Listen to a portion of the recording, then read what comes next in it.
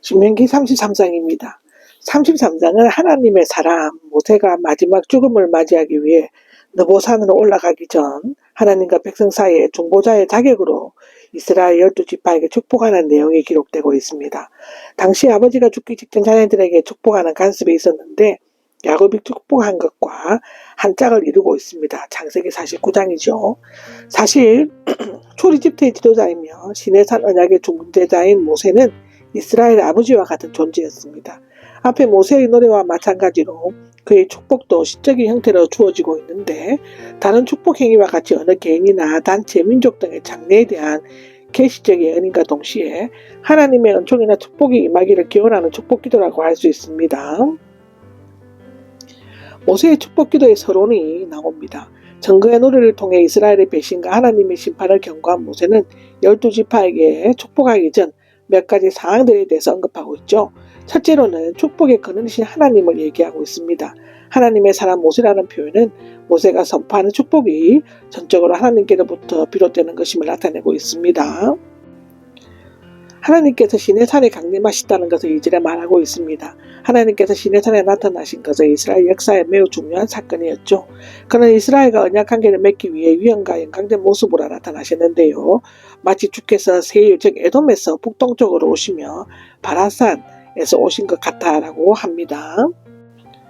이스라엘이 율법을 수여받았던 것을 3, 4절에 기록하고 있죠. 한 나라를 구성하려면 공동의 백성과 공동의 법률, 공동의 땅을 필수적으로 갖추어야만 합니다. 야곱의 후손은 이집트에서 공동의 백성을 이루었고 시내산에서의 율법 수여는 그들에게 공동의 법률, 즉 율법을 제공하였죠. 이제 땅은 앞으로 가나안에 들어가게 차지하게 될 것이며 이로 말미암아 이스라엘 국가 체제를 완벽하게 이루게 될 것입니다. 하나님이 이스라엘의 왕이 되심이 5절에 나오는데 땅과 백성, 법이 갖추어졌으므로 마지막 남은 것은 백성을 다스릴 수 있는 왕이었습니다. 이스라엘의 원문에는 여수르인으로 되어 있는데 왕은 곧 하나님이시다입니다. 하나님께서 율법을 주시고 이스라엘 백성들이 그것을 받아들임으로써 둘 사이에는 언약관계가 성립되었고 이제 하나님은 신정국가의 왕으로 추대되었습니다. 즉 율법은 이스라엘의 것이며 나라는 여호와의 것이라고 출애굽기 15장 18절에도 얘기했습니다. 6절에서 25절까지가 모세가 지파들에게 내린 축복에 대해서 언급되고 있죠. 죽음을 앞둔 모세가 12지파에게 내린 축복은 다음과 같습니다. 레위는 구약 성경의 지파 목록에서 종종 누락되었으므로 시므온 지파도 역시 누락되었는데 그 이유는 아마도 후에 유다에게 흡수되었기 때문이었나 또는 야곱의 저주 계속되는 범죄 때문이었을 것입니다. 루벤 종족 보존의 축복이 6절에 나오죠.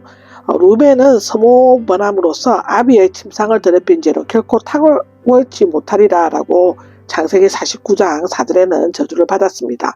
실제로 출이집트 이후에 루벤 지파의 인원수가 적었으므로 그들은 종족 보존의 축복을 받아야 했죠. 유다가 통치권의 축복을 받는다고 7절에 나오는데요. 야곱은 유다의 탁월성과 왕권, 메시아에 대해 예언을 했습니다. 창세기 49장에. 여기에서는 시므온과 레위를 제치고 루벤 다음으로 들고 있는데 유다는 지파들의 선두에서 진행했으므로 전쟁에서 앞장섰으며 따라서 이 축복은 하나님께서 도우시사 유다가 군사적으로 성공하기를 바라는 기도라고 할 수 있다고 합니다. 레위 영적 지도자 축복이 8절에서 11절까지 나옵니다. 야곱은 시므온과 레위가 세겜에서 저지른 살인을 저주했지만 여기에서 모세는 제사장 지파로 승화시키고 축복해 주었습니다. 하나님의 응답을 얻으려고 제비를 뽑을 때 쓰던 2개의 보석인 둠밈과 우림 등은 제사장들의 중재자들 즉 레위 지파 중의 제사장들에게 맡겨졌죠. 먼저 그 대표자가 모세 때문에 레위의 신실함이 칭찬을 받았으며 또한 금송아지 사건에서 하나님의 심판을 공정하게 진행한 것 때문에 역시 칭찬을 받았습니다. 신명기 34장 9절에 나옵니다. 모세는 레위인들이 그들의 손을 성공적으로 쓸 수 있는 초자연적인 능력을 주시도록 기도하였습니다. 베냐민 안전한 보호와 사랑의 축복이 12절에 나오는데 막내로 아비의 사랑을 받았던 베냐민은 야곱에게 용감한 민족으로 축복을 받았지만 여기에서는 하나님의 지극한 사랑과 보호를 받는 지파로 축복을 받았습니다. 요셉 물질의 풍요의 축복이 나오죠. 요셉 지파 즉 에브라임과 므낫세 지파는 야곱에게서 물질적 축복과 강성의 축복을 받았습니다. 여기에서도 역시 같은 축복을 빌고 있습니다. 먼저 농사를 짓는데 반드시 필요한 물이 풍부하게 될 것이고, 농작물이 결실과 풍자가 이루는 데 중요한 햇빛과 달빛, 오래된 산들과 영원한 언덕들에서 좋은 작물들이 자라고 풍성한 과일이 맺기가 되기를 기도하였습니다. 그 다음 위험이 첫 수송아지가 같고 들소의 뿔 같은 것이라는 기도는 요셉의 군사적인 성공을 위한 것이었습니다. 므낫셋은 장자였지만 야곱은 에브라임에게 장자의 축복을 주었습니다. 창세기 48장에 나옵니다. 18절에서 19절이 스볼론 진취적인 무역업의 축복인데요. 이사갈 평온한 농경생활의 축복도 18절에 나옵니다. 스볼론과 사갈이 함께 축복하고 있는 것은 그 둘이 레아의 5대와 6대 아들로서 출생이나 얻은 기업이 가까웠기 때문인데요. 여기에서는 아우의 스볼론이 앞서고 있습니다. 스볼론과 이사갈은 각기 야곱에게서 개온과 목축의 축복을 받았습니다. 두 지파는 나가서 일할 때와 들어와서 쉴 때 기뻐하라는 것이었죠. 갓 지파가 나오는데 강대한 영토의 축복입니다. 야곱의 축복처럼 레아의 여종 실바의 소생인 갓에게 용감하게 강대한 영토를 얻게 해달라고 기도하고 있습니다. 그는 암사자가 짐승을 잡아 팔과 머리를 찢는 것처럼 적을 공격하여 영토를 넓혀 나가게 될 것이라는 것인데, 갓 지파는 이미 요단 동편의 땅을 할당받았지만 여전히 가나안 정복에 용감히 나가서 싸웠습니다. 단이 나옵니다. 계략과 용맹의 축복이죠. 라헬의 여종 빌하의 아들인 단에게는 용맹하게 공격할 수 있도록 해달라고 기도합니다. 원래 야곱은 단을 뱀이라고 했지만 모세는 새끼 사자라고 했는데 둘의 공통적인 용감한 공격성입니다. 이것은 단지파의 삼손과 단지파의 라이스 공격에 성취되었죠. 납달리가 나오죠. 풍요의 축복입니다.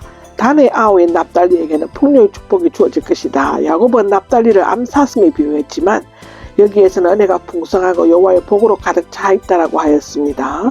실제로 납달리는 지중해와 갈릴리 바다 가까이에 있는 비옥한 지역에 살았습니다. 기름진 옥토의 축복이 나와 있습니다. 아셀인데요. 야곱은 아셀에게 기름진 식물의 복을 빌었고 모세는 갓의 아우에게 넘치는 풍요와 번영을 누리게 되기를 기원하였습니다. 밭을 기름에 담글 것이다는 풍성한 복과 기쁨을 나타내는데, 아셀 지파는 여러 지파들 중에서도 뛰어나게 복을 받아 형제들의 기쁨이 되며 아셀의 기업은 기름진 땅으로 아셀은 그 땅의 기름에 발을 담글 것입니다. 철과 노수로 만들어진 문빗장은 지파의 군사적인 안전을 가리키고 있는데, 이와 같이 모세의 축복은 야곱의 축복과 거의 비슷하지만 그것보다 더 발전된 형태로 보완되어 있습니다. 26절에서 29절까지는 모세의 축복의 결론입니다. 모세가 이스라엘 12지파를 향해 축복하고 예언한 내용에 대한 결론인데요.